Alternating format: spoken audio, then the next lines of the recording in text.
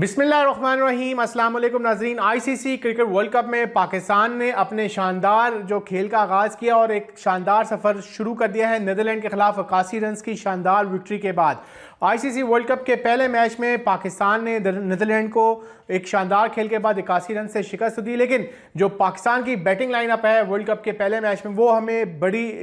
बुरी तरह से लड़खड़ाती हुई नजर आई। और ख़ासतौर पर जो पाकिस्तान के टॉप ऑर्डर्स हैं, सबसे पहले बात की जाए फ़खर जमान की, उनके लिए एक बहुत बड़ा लम्हा फ़िक्रिया हमें नज़र आ रहा है कि जिस अंदाज से फ़खर जमान को एक हल्की टीम के खिलाफ, नीदरलैंड जैसी टीम के खिलाफ एक अच्छी अपॉर्चुनिटी मिली थी कि वो वर्ल्ड कप में अपने एक शानदार परफॉर्मेंस के जरिए कमबैक करें, वो हमें आज के दिन नहीं नजर आई। सिर्फ 12 रन बनाकर फ़खर जमान जो है आउट होकर पवेलियन चले गए और ये उनके लिए नहीं बल्कि पूरे पाकिस्तान क्रिकेट टीम की मैनेजमेंट के लिए एक बड़ा ही लम्हा फ़िक्रिया, एक सवालिया निशान है कि आखिर कब फ़खर जमान जो है अपनी शानदार परफॉर्मेंस को वापस लेकर आएंगे और पाकिस्तान के लिए एक बड़ी इनिंग्स खेलेंगे। क्योंकि जैसे जैसे वर्ल्ड कप का सफ़र आगे बढ़ेगा वैसे वैसे बड़ी और मजबूत हरीफों के खिलाफ पाकिस्तान के मैचेस आने हैं और उसमें पाकिस्तान का टॉप बैटिंग लाइनअप अगर जब परफॉर्म नहीं करेगा तो यकीनी तौर पर जिस तरीके से आज पाकिस्तान की टॉप बैटिंग लाइन लड़खड़ा गई, उस तरह उन बड़े मैचेस में भी पाकिस्तान को ऐसी मुश्किलात का सामना करना पड़ सकता है। क्योंकि 38 रन पर जब 3 पाकिस्तान के टॉप बैटर्स जो आउट हो गए, जिनमें फ़खर जमान थे, इमामुल हक थे और कप्तान बाबर आजम थे, तो उसके बाद बहुत ज़्यादा प्रेशर हमें दिखाई दे रहा था कि पाकिस्तान की टीम के ऊपर आ गया है कि सिर्फ 38 रन के ऊपर 3 जो है पाकिस्तानी टॉप बैटर्स जो हैं, जिनसे हम एक्सपेक्ट कर रहे थे कि आज ये तीनों टॉप बैटर्स जो हैं यकीनी तौर पे सेंचुरीज करेंगे, लेकिन उनमें से कोई भी प्लेयर आज के मैच में सेंचुरी नहीं कर पाया। लेकिन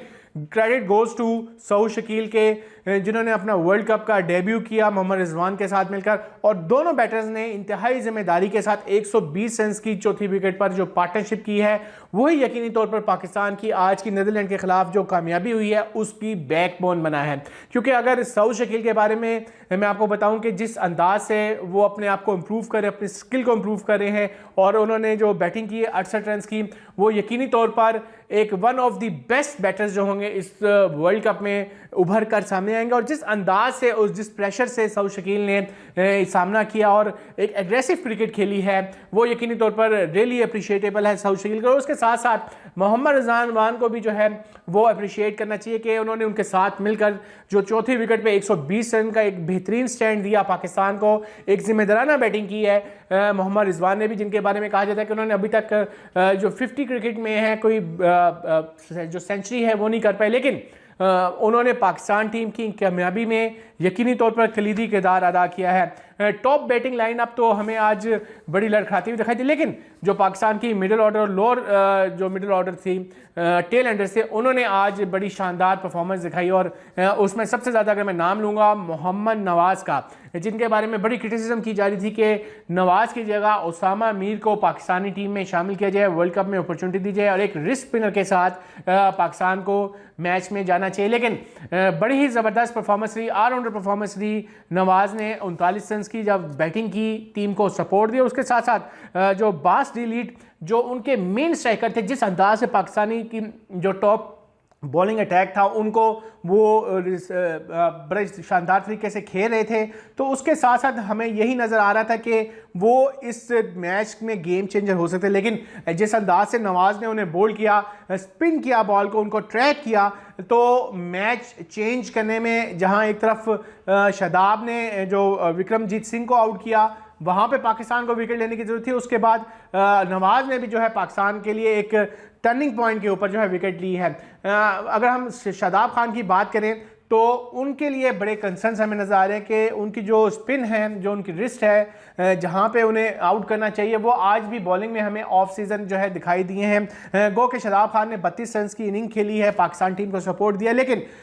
जो बॉलिंग है, स्ट्रेटजी है मिडिल ऑर्डर में, पाकिस्तान की 2 बॉलर्स हैं नवाज़ और शादाब, इनको जो है अपने एक मोमेंटम बनाना पड़ेगा अपनी बॉलिंग में। गो के नवाज़ ने बहुत अच्छी आज बॉलिंग की है ओवरऑल। और इसके साथ साथ अगर हम पाकिस्तान के फास्ट बॉलर्स की बात की जाए तो हमें आज के दिन हारिस रऊफ की जो परफॉर्मेंस है बड़ी शानदार हमें दिखाई दी है कि किस अंदाज से उन्होंने 9 ओवर्स किए हैं और बहुत फास्ट स्पेल्स किए हैं। 43 रन लेकर 3 जो है नीदरलैंड बैटर्स को जो है पवेलियन की राह दिखाई है। और इसके साथ साथ हसन अली, जिनके बारे में कहा जा रहा था कि शायद काफ़ी अरसे के बाद जो है वो टीम में आ रहे हैं, आया परफॉर्म करेंगे नहीं करेंगे, वो भी हमें आज अच्छे एक्शन में दिखाई दिए हैं। और उन्होंने 2 खिलाड़ियों को आउट किया, 7 ओवर्स का स्पेल तो किया, लेकिन उनकी बॉलिंग में हमें आज वैरायटी नजर आई। साथ साथ अगर हमें शाहीन खान की बात करें तो शाहीन खान ने भी जो है एक विकेट ली, शादाब खान ने भी एक आउट किया। लेकिन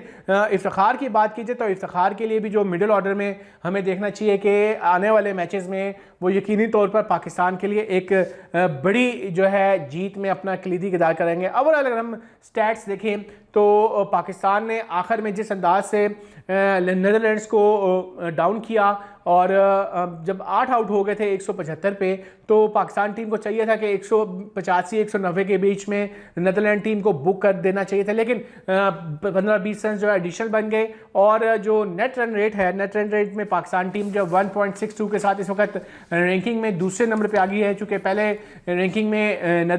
जो न्यूजीलैंड की टीम है वो है, उन्होंने गुज़िश्ता रोज़ इंग्लैंड को शिकस्त दी और अब पाकिस्तान रैंकिंग में मैच जीतकर दूसरे नंबर पर आ गया है। फातिहाना आगाज़ था, लेकिन आखिर में सऊद शकील की ये यकीनी तौर पर ईद है जिस अंदाज से उन्होंने वर्ल्ड कप का डेब्यू किया और डेब्यू के बाद शानदार परफॉर्मेंस रहा कि मैन ऑफ द मैच रहे। उसका क्रेडिट भी बाबर आजम ने कहा कि आज की मैच में सऊद शकील ने बड़ा ही वाइटल रोल जो है किरदार अदा किया है मोहम्मद रिजवान के साथ मिलकर, और टीम की बैकबोन में जो है वो सबसे अहम किरदार अदा किया है। तो ओवरऑल परफॉर्मेंस अच्छी रही। अब 10 तारीख को पाकिस्तान का अगला मैच श्रीलंका के साथ है। उम्मीद करते हैं पाकिस्तान इस वर्ल्ड कप में अपनी जीत के सफ़र को जारी रखेगा।